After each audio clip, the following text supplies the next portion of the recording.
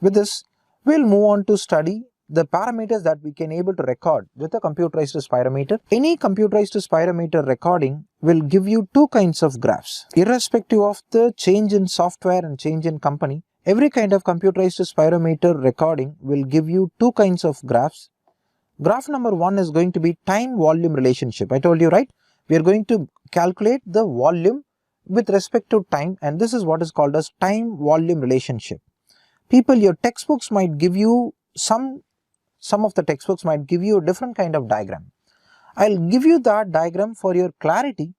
You know, some textbooks will be using the diagram which is going to be somewhat like this.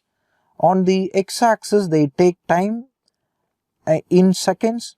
On the y-axis they take volume of air in liters, which is getting into the machine. I repeat, this is not the volume of air inside the lung, volume of air which is getting into the machine.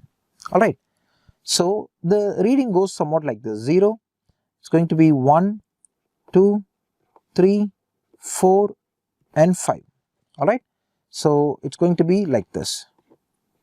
So 5, 4, 3, 2, 1 in this order. If the subject is asked to take his inspiration to his maximum, he will inspire to his maximum, so every air will be in the patient's lung, nothing will be blown into the machine.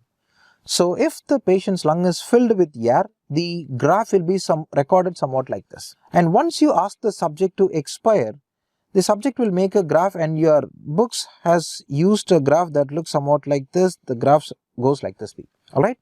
And here up to until 4 liters, if you consider, this will be from the point of expiration.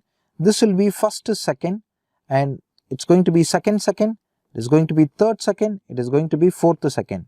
So this is where there is going to be beginning of expiration. Expiration begins within 1 second. Someone could able to empty 4 liters, which means the machine will be recording 4 liters of air by first second itself. So this is what is called as forced vital capacity, which is nothing but 5 liters. The subject has expired 5 liters into the machine. Alright, the subject has expired 5 liters into the machine.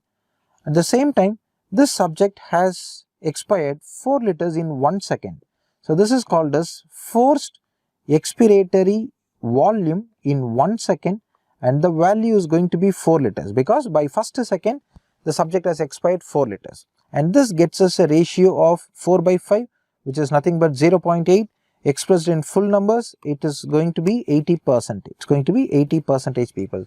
So that's FEV1 by FVC. This is the time volume graph given in most of your undergraduate textbooks. Alright, so time in x-axis, volume in y-axis, people.